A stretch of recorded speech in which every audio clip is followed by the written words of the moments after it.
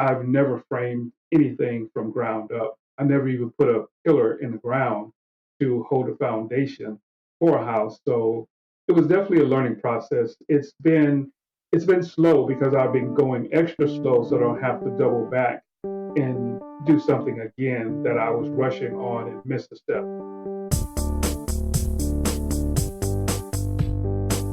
Welcome to the Tiny House Lifestyle Podcast, the show where you learn how to plan, build, and live the tiny lifestyle. I'm your host, Ethan Waldman, and this is episode 268 with Otis and Frida Sanders. Today's episode is all about the joys and challenges of building a small home in the woods, and nobody knows this better than our guest, Otis Sanders. Otis has spent the past 5 years constructing his dream home in the great outdoors, and he did it mostly on his own. Picture this. You're alone in the woods with nothing but your tools, surrounded by towering trees and the sounds of nature. It might sound intimidating, but Otis wasn't intimidated. Instead, he found serenity and satisfaction in the process of creating a space that he could call his own. In this episode, we'll be discussing the challenges of building solo in the woods, including how to transport materials, manage your time, and ensure your safety when you're working alone. We'll also talk about the importance of sustainability and reducing environmental waste in the construction process. And finally, we'll dive into the joys of creating something beautiful and unique with your own hands and the sense of accomplishment that comes with it. So if you're considering building your own tiny house, or you're simply interested in sustainability or the joys of living in the woods, this episode is for you. Join me as I talk with Otis and Frida Sanders about their amazing journey and learn all about the benefits of building small in the great outdoors. But before we get started, did you know that I personally send Tiny House newsletter every week on Tuesdays?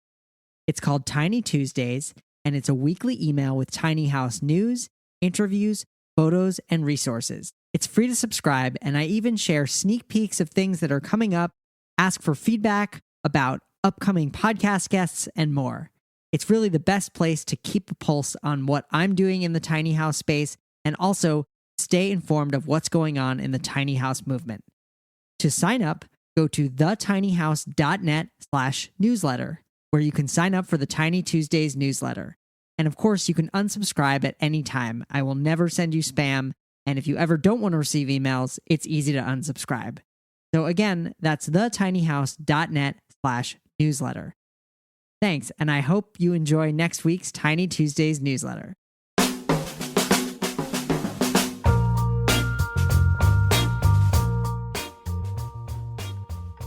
All right, I am here with Otis and Frida Sanders. Otis is a professional photographer, a 3-time published author, and a content creator on YouTube, where he has 2 YouTube channels. Otis and Frida live in Southern California, where Frida is a realtor. Otis's first channel is Seventh Son Productions, where he documents himself as he builds a small house alone in the woods in Alabama. There are several other playlists on the channel, such as The Creative Corner, Building Successful Marriages, specialty videos, and shorts. The second channel is A Path to Green. This channel was created to highlight individuals, organizations, and businesses that are doing their part in either striving to create a sustainable and/or green life or helping others on their journey as it relates to going green, net zero, or just reducing their carbon footprint to live a more sustainable life. Otis and Frida, welcome to the show. Hey, Nathan, how are you? Thank you. Great. Thank you both for being here.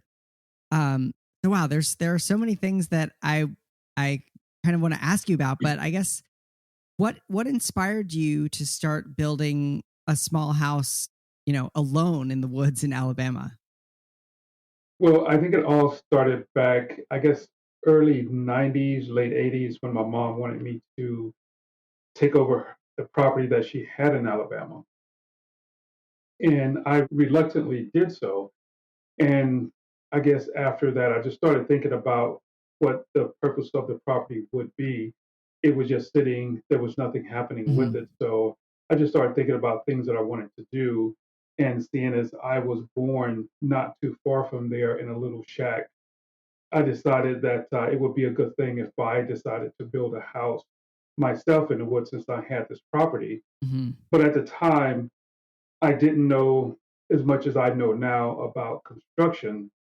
So I wanted to get started Hmm. back then, but of course, the time nor the money was right because I've always been a freelance photographer. I had the time, but didn't have the money. Okay. So I had to just kind of wait on it.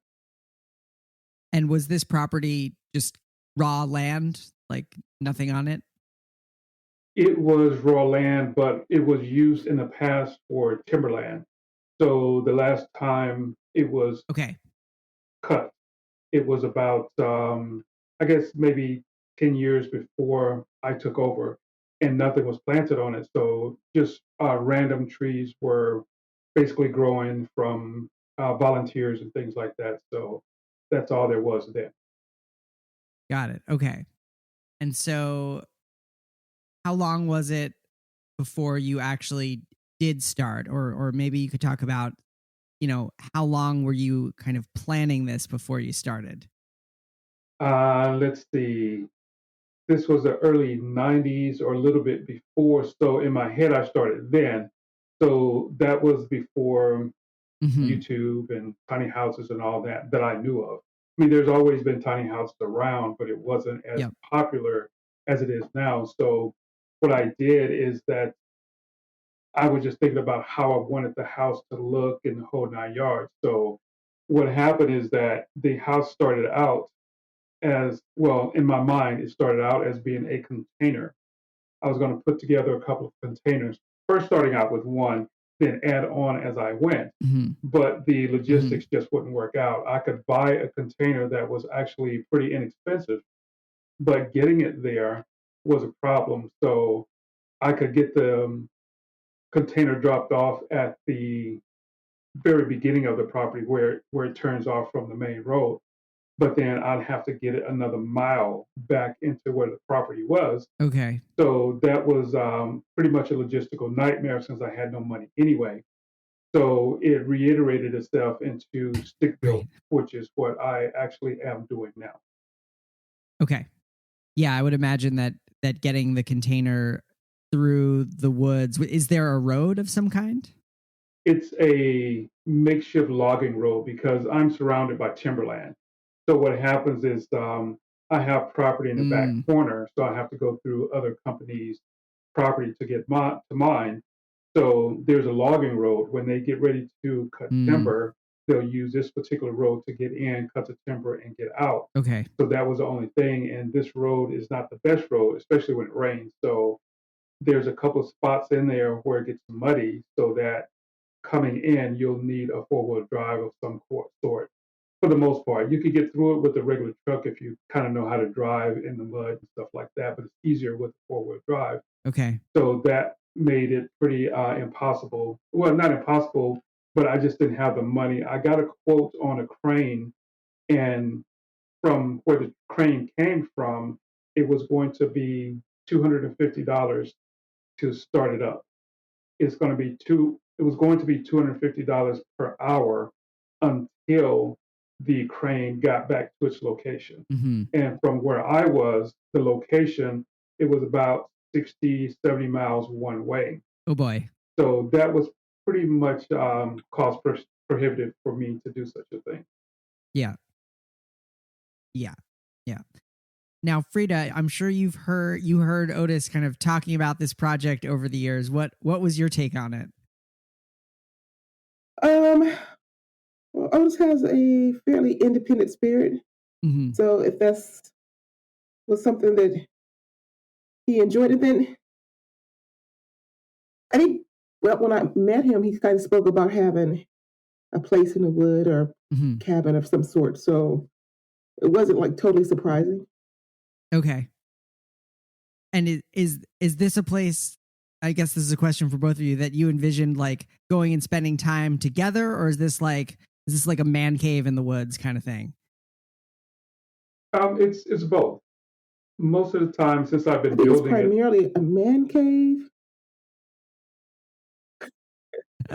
That's two different answers. it is. Well, she's been there, and I imagine that we'll go there again at times. But it will more than likely be a place that I Hmm. go when I'm building and working on it because I don't think it'll really ever end. There's always going to be something to do. Yeah. Yeah.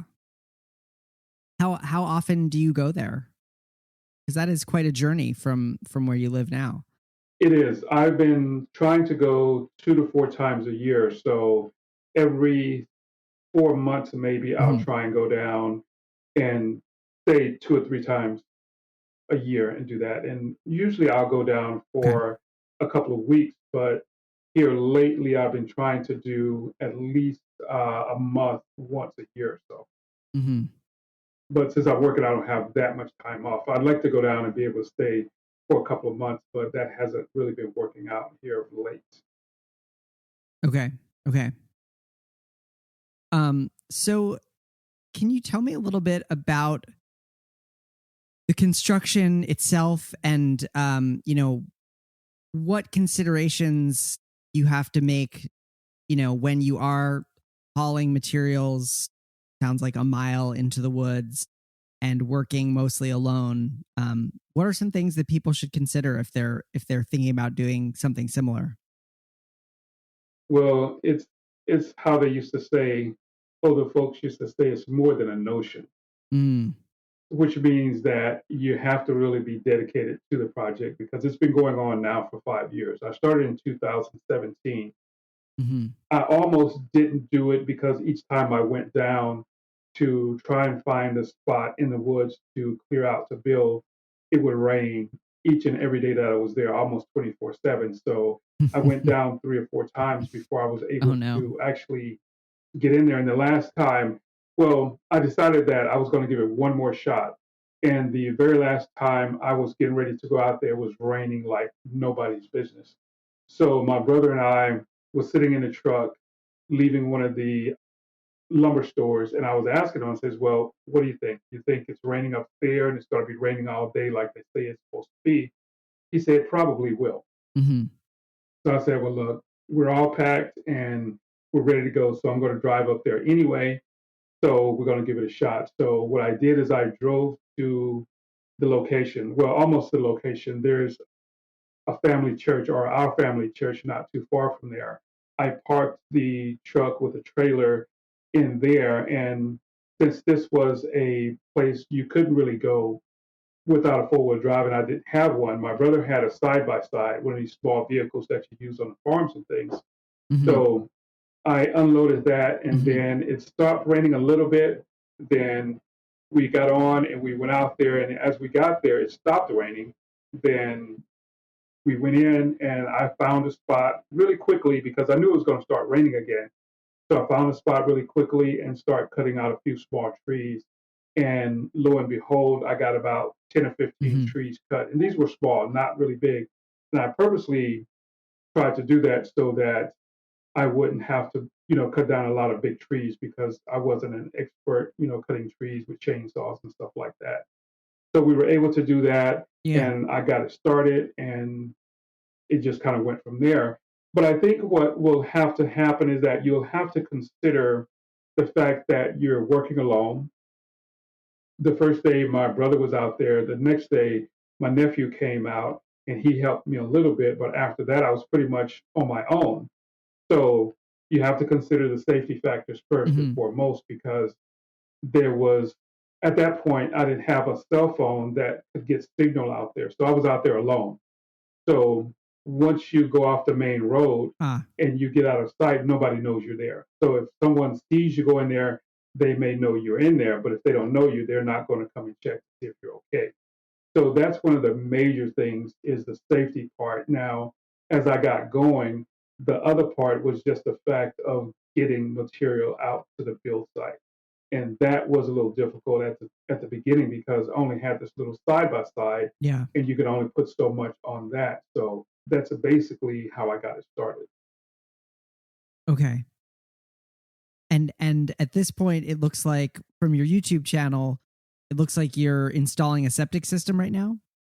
Yes, that was the last thing I did in March when I was there. So that's actually in and covered for the most part. I got to, once I go back, I'll have to probably put more Nice. dirt on top of it because it'll probably compact a little bit. And I still have a lot of dirt that's left out. So that was the last step that I did. Okay.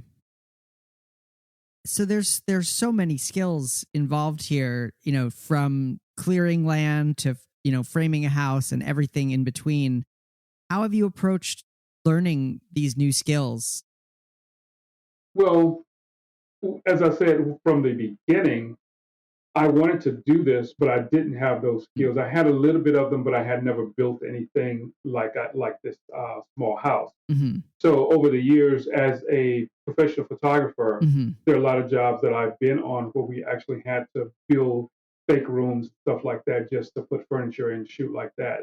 So I had a little bit of knowledge Okay. of framing, but it was not the same because when you watch somebody build on YouTube, it looks all great, it's easy and wonderful and all that. But once you start, you see the little things that you don't see on the video because Yeah. what you see on the video is just the good stuff, the things that work. They're in the as it goes, there's a lot of things that you don't know that don't work that you have to do again and again. So over the years, I worked with a buddy of mine who is a contractor.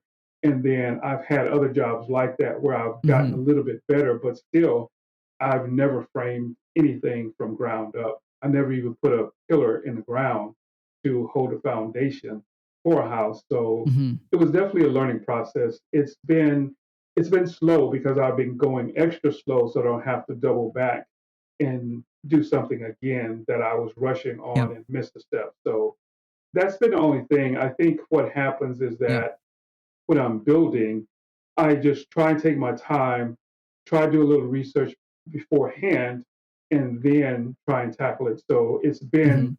it's been a slow process, but it's been a great process. Though when I started this thing, it was more about building the house. After the first trip or so, it became more the process because I got such enjoyment out of just being in the woods alone and doing this thing. Mm. In the beginning, also, I had the fact that I need to cut lumber and stuff like that. So I had a generator. I started it up one day and it was just so much noise, it was Okay. ridiculous. So I said, okay, well, I'm going to have to get a Mm-hmm. handsaw because I don't want to hear the noise. But now, as I went, Wow. when it got to the point of me actually framing this thing, getting it locked in and dried in, I had to make some changes because it was going at such a pace. I was getting to the end of my trip and I wasn't where I wanted to be. So, as you probably know, when you frame a structure out in the Yeah. woods or where it rains a lot, you have to cover it. Otherwise, the weather is going to destroy it. It's going to make the two by fours buckle and curve and stuff like that. So, I had to get off Yep. Yep. my natural high horse, I will call it, because I wanted to keep it quiet and keep it nature like and all that because it was really great. But I saw that it wasn't going to get it done, nailing a nail one by one. Yeah. So I ended up bringing in, well, I had my generator there. I brought in a compressor, I brought in a nail gun, Yeah. and it was on. It was just all kinds of noise. So Uh-huh. anytime I got a chance to shut it off to just hear nothing, I did because I don't know if you've been out in the woods where there's actually nothing, no sound. This is where I was because I was so far off the road. Every now and again, I would hear a semi go down the road, Yeah. but that was about it. It was just really quiet. So you can hear a stick fall. It was just so quiet. But of course, I had to get over that because I wanted to go ahead and get this house dried in because I would have hated to have gotten to that point Yeah. and not been able to dry it in. And it's messed up when I come back, and then I'd have to start all over again. Yeah. Well, I think in one of the photos that you sent, I see a little inverter and a battery. Um, but I'm guessing you weren't able to rely on solar for the power needs of power tools.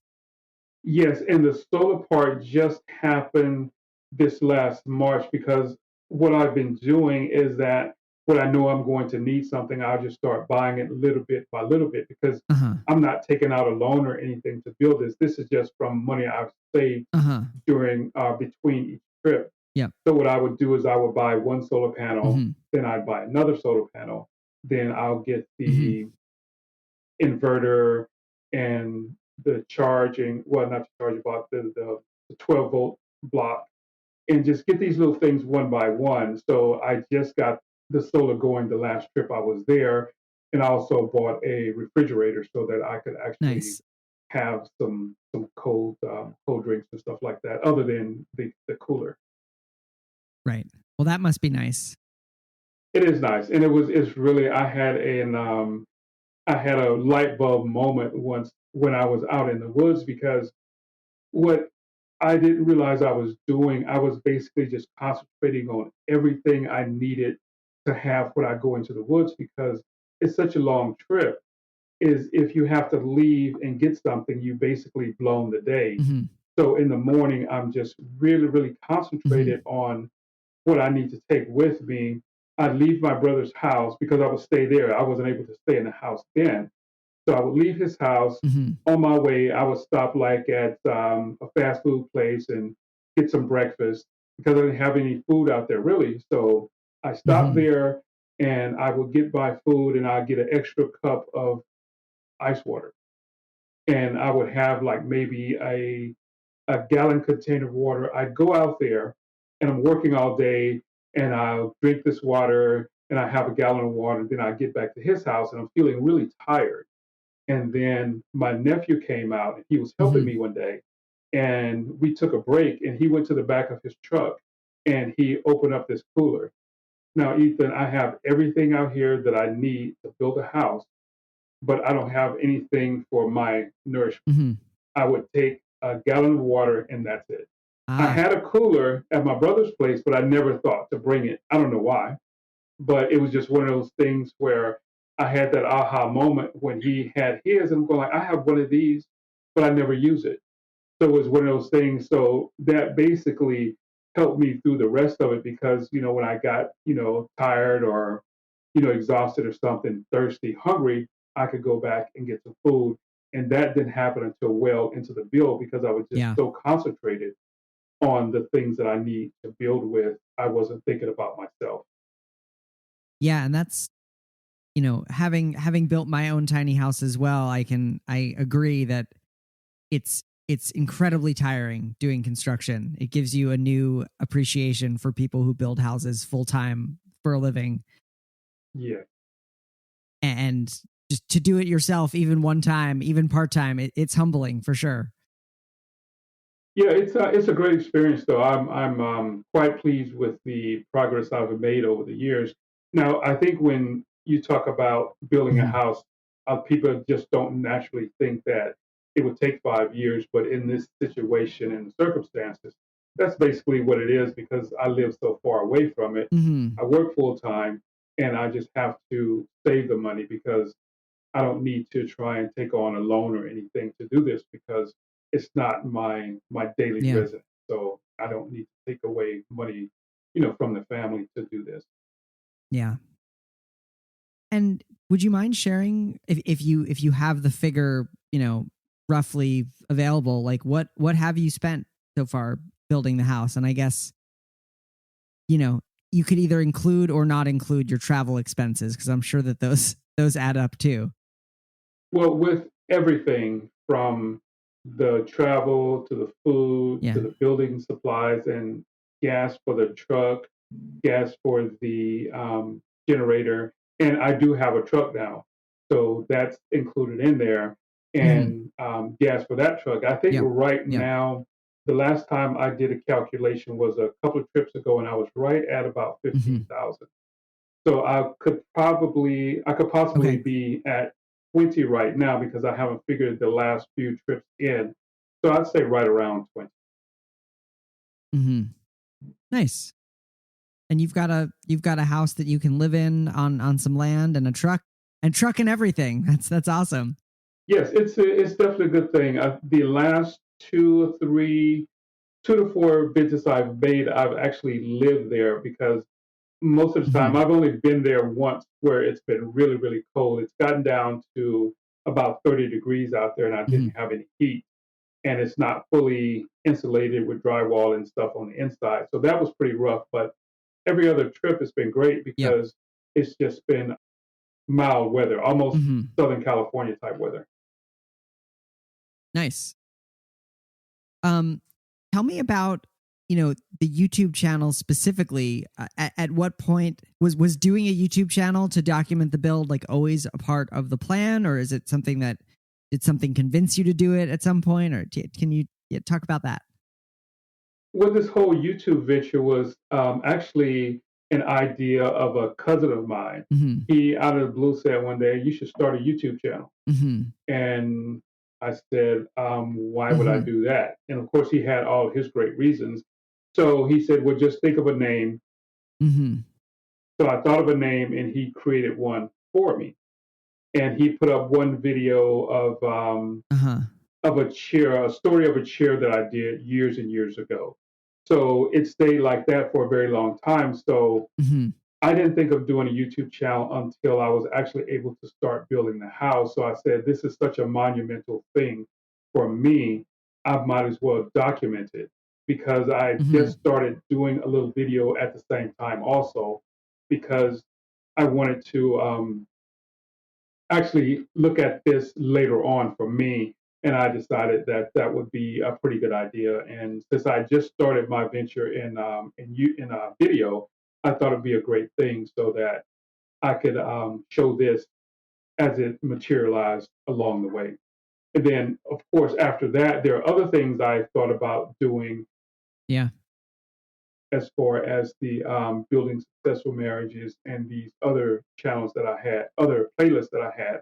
And it just took on a life of its own. And of course, as you said earlier, I now have another YouTube channel and I'm thinking about doing podcasting also. Nice. Nice. Um, so yeah, I love the variety of things that you have on your channel. It clearly reflects that you're a very creative person and you have a lot of different creative interests, and they've all found a home on your YouTube channel. Yeah, I think it's a really good thing. I'm By looking at you, I can see that I'm probably a little bit older than you, a couple of days or something like that. So the thing is, when I started doing photography way, way back before YouTube, stuff like that, Mm-hmm. there was, Mm-hmm. I Mm-hmm. still love photography, but as we've come into the 21st century, it just seems like video Mm-hmm. is a thing now to actually tell stories. And it's a great medium. Yeah. And then, of course, with YouTube, it's free to upload your videos so that anybody over the world can see it, or all over the Yep. world can see them. Yep. So it's one of those things. And back when I first started art school in the early 80s, Mm-hmm. I had an idea of converting Mm-hmm. a UPS truck into my dark room and a living area and that kind of thing so I could travel the country to do photography. Nice. But the thing I thought about also is the fact that when I would go out, take these pictures, and run out of money to travel with, what would I do? There was no YouTube back then, so there was no remote working and things like that. So Mm-hmm. that was an idea that I Yep. had Yep. that was a little bit too soon. So I think what has happened is that Yep. doing YouTube and building a house and these other things I have on a creative outlet have been my fill-in for way back in the day when I wanted to do things like that. Just the older guy just trying to have a little fun in the 21st century. Well, that's awesome. That's awesome. And then, Frida, are you involved in any of the YouTube channel interviews or videos? Um, very little. Do you like the role behind the camera? I'm interested, but haven't quite got brave enough to do very, very much with video as I could and should. Fair, fair. Yeah, there's probably. I mean, I feel like if you work in real estate, it's always helpful to have nice photos and videos of listings. And I have a little bit of that, but I could be doing much Yeah. more. Well, I think you've got someone living nearby who's very knowledgeable. Well, we're working on that part. Well, I'm trying to get her to do a little bit more. How has, and this question is for either of you, how has your experience, building this small house in the woods, impacted your lives and your perspective on sustainability? Well, I think as I've gotten into this, it's probably, and I think for a fact it is leading me more in the direction of actually spending more time there and becoming more sustainable in the way that I live and how I live. Mm-hmm. Because one of the things I think about a lot now is just the idea of trash. Because when I'm there, there's always trash, there's Mm. always plastics for the most part. Now, the other things, paper and stuff like that, I can burn because you are allowed to burn trash there. Yeah. But what do you do with plastic? And how do you live without Mm. buying things that are encased in plastic? There are a couple of stores not too far away where I can go and get like beans and flour and rice and things like that and put it into my own containers and bring it back Mm-hmm. and put it into glass or whatever. So I won't have to have packaging for that. Uh-huh. But it's something that I think about a lot. And since I am thinking more about sustainability, it's something that has been coming up, and I'm basically in the process of trying to figure out how I'm going to do with that. Now, what I do now is when I have a lot of trash out there, Mm-hmm. I'll usually go to my brother's house, or sometimes I stay with him and help him do things. And I'll package all the trash and just take Mm-hmm. it there, and I'll put it in his trash. And of course, the trash trucks come by and pick that up. But I'm always looking for or thinking Mm-hmm. about more sustainable ways to live out there. I'm also thinking about when I get an opportunity, because hopefully, Ethan, I will be retiring in the next 5 or 6 years or whatever, and I'll try and spend more time Okay. there. I want to spend as much time there or enough time there to actually start a garden and start growing and producing vegetables and stuff like that and start canning those. Yeah. But that's an idea that's way far down the line because that's more than a thought. That's kind of hard work. So maybe not as hard as building a house, but it does still take a lot of time. So it has made me start thinking more about sustainability and how I want to reduce my carbon footprint as I spend more time out there because I'm Mm-hmm. basically on unpolluted land and I don't want to do a lot of stuff to change that. Mm-hmm. Yeah. How do you stay motivated to continue working on the small house, even when you're faced with any challenges or setbacks or just when the project feels like it's so far away physically? Two main reasons. The first reason is that I spend a lot of time Mm-hmm. behind my desk at work. I'm really not cut out for that kind of thing Mm-hmm. because my whole career in photography, I've been freelance, which means I've been moving around, chasing, running, and doing things. Mm-hmm. So it's a good getaway to go out and do that. And then, of course, sitting at a Mm-hmm. desk, you gain weight, or I've been gaining weight. So what the Mm-hmm. project means to me is that I get a chance to get out of the office. I get a chance to move around all day doing something, which means that I spend less time eating or thinking about eating, and then I'm working all day. So if I'm eating less and I'm working all day, burning off all these calories means I stay in pretty good shape. That's a really big motivator, and Nice. just the fact that the kind of work that I do, I need to get away from it all and just see something that's much nicer. And, it just helps a whole lot better Yeah. if I can get away. So that's the biggest thing. I just love being in the woods also. And the fact of being in the woods by myself, I don't know how much that says about me and people, but I think I'm liking that much, much more because as I said, in the beginning, it started off as I want to build this house, I want to build it. But as it's got gone on, it's more about being in the woods, spending time by myself. Or when my wife comes, we hang out there too. She's only been there Mm-hmm. once thus far, but we're going to go back Yep. probably next month, and hopefully we'll get a chance to be out there together for a little bit. But those are the two main factors of Nice. the main reasons, I should say, that helps keep me motivated. And each time I go there, I get something else done. So I can see the end of this project. Actually, I don't know when that's going to happen, but I do see it ending. And then, of course, once it ends, then there will be something else that I want to do because I'm going to have to stop building the house and build a storage shed because I got all my building materials and junk and stuff in the house. So if I want to work in one particular corner of the house, I have to move everything to another corner.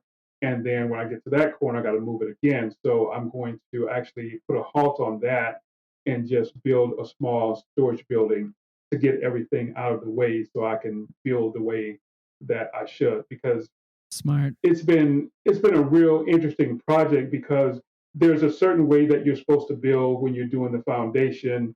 You do that, and then you do the rough plumbing and stuff like that. And I never got a chance to do that because my time never really allowed it. So I'm having to go back and do the things I should have done in Mhm. order. But the most important thing for me was to Yeah. actually get the house up and dried in. So there are steps that I didn't do. Now I have to go back and do. So that's why everything is actually in the house. So now once I take them out, I can get back and start building. Yeah. What advice would you give to someone listening who's interested in doing something similar, starting with raw land and kind of building in a more remote location? Well, I think depending on their desire and their purpose, you have to look at it several different ways. If you're building this Mhm. to live in right away, you have to keep in mind that it's going to take time. And if you're doing it like me, I think that's a great way to do it, where you can do it as you go and it Mhm. doesn't have to get done next month, next year, or Mhm. whatever. That's a great thing. But I would say that if you're going to do something Mhm. like this, just remember your reasons that you're doing it and just realize how long it's going Yeah. to take because it doesn't happen overnight, especially if you're doing it by yourself. You have to really slow down. And first of all, just keep in mind safety. Because when you're out there working with chainsaws and felling trees and things Yep. like that, or up on ladders, one little mistake could be a disaster. Fortunately, I haven't had any. I've gotten a little cut while I was doing the septic tank. That's been about it. But that's something you really have to consider is Mhm. safety Mhm. and just the reasons that you're there, why you're doing it, and the end result. Yeah. Got it. Nice. And then one thing that I like to ask all my guests is, what are two or three books or resources? It could be like YouTube channels, anything that's kind of helped you along the way that you'd like to share with our listeners. Well, outside of just having the idea, the very first thing that really made a lot of sense to me is a book that I read. And Frida, I don't know if you gave me this book or not. Or I know that it. You may have given it to me, but it was from by Michael Pollan. It's called A Place of My Own. That was an excellent book because, of course, this was before YouTube, and I didn't. I gave it to you. Oh, okay, cool. I thought you did because that made a lot of sense to me. I mean, I was thinking about it in my head, but when you don't see stuff like that, you don't know that if you don't know that people are doing it. And this writer, he just documented in book form his process of building a writer's house on his land because he was a writer. Yep. You've heard of Michael Pollan. Yep.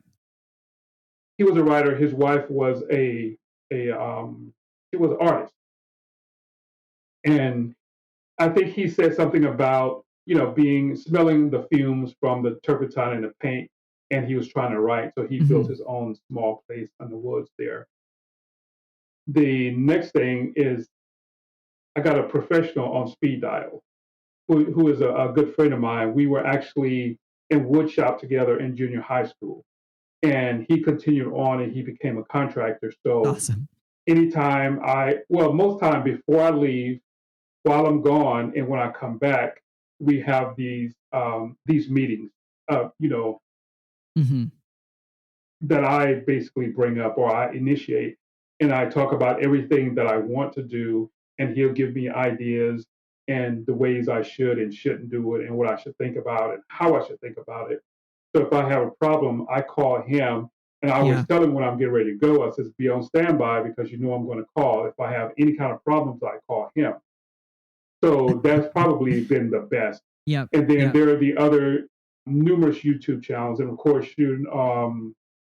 Bryce from Living Tiny. No, I forget his channel, but Living Big. Living Living Big Big in in a a Tiny Tiny House. Yeah, House. love his stuff. So I'm always watching that every week. I think I've seen just about every tiny house YouTube channel out there in the whole 9 yards. So those are the things that usually, Oh, wow. because I'm always researching and seeing what people is doing. Because when I finish this house, there are a couple of others I want to do out there, providing I can still, nail a hammer. Ah. I mean, hammer a nail, because I'm getting, Yeah. we don't know Yeah. what our health is going to be. So there are a couple of other things that I want to build out there, because I have this property and I can do whatever I want with it, providing I can afford it. Nice. Well, Otis and Frida, thank you so much for being guests on the show today. I really enjoyed meeting you both. Great. It was good talking to you, Ethan. Thank you. Thank you so much to Otis and Frida Sanders for being guests on the show today.